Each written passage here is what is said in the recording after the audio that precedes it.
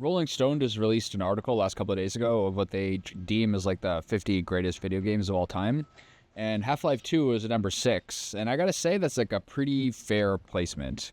The things I liked about Half-Life 1 were like the relentless pace and pretty fun level design of the first game.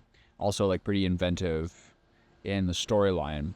Everything that Half-Life 1 does well, 2 is like immeasurably better. The graphics blew my mind right from the start. I think there was a remaster recently, but I actually don't know the details of it. Hectic pace, like fun characters. I love the dog.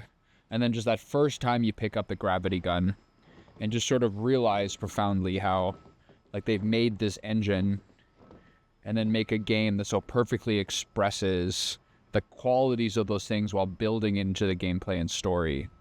That to me was like one of the biggest moments of pleasure I've had in a game, and I don't remember how long.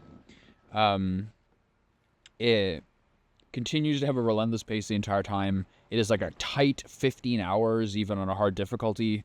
The hardest encounters are ones where you're like shooting rockets at gigantic alien organic spacecraft mechs, either that are flying overhead or are striding above you. Those are the two main power points.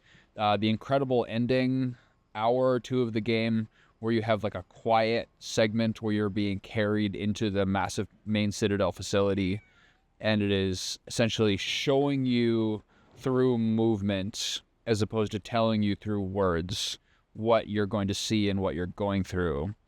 And then the turbocharged gravity gun for the last hour or two is so unbelievably satisfying. A little more music than the first game. A lot of circumstances where like you're still getting sort of like ambushed and peppered away at. But it seems generally fine. It was extraordinarily fun. I was gonna maybe consider waiting this video till I do the two other episodes, but I'm gonna do those over the course of the next few weeks in between Shining Force 3 chapters. So I just kind of want to get this out now. I have very few criticisms of this game. The physics engine of it is incredible. Battle is fun. Hey Katie. I have very few criticisms. To me, I still think the running and movement is a little slippy. It's better for sure than the first one. It's still a little slippy. And the one thing I kind of wonder is like gun pacing. You get so many of the guns so quickly, and then there's like a good half of the game where you don't really get anything new. So I sort of wonder whether the rate in which you get the submachine gun, especially the pulse rifle, which you get quite quickly, and then everything up until the alien pheromones, kind of makes it so I guess it's sometimes hard to really appreciate how much use you get out of each of those weapons as you try to churn through your ammo. So that part maybe could be tweaked a little bit where you get a little bit of delay on the pulse rifle on a couple of things. Also, the sections where you use the alien pheromone sections, I think you sort of over-rely on them, so it's almost a little bit uninteractive.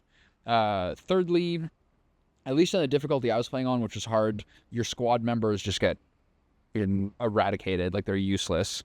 So you just kind of feel bad for them, and you get a couple more, you're like, okay, well, I guess you're going to die to 2 Strider shots or a grenade again.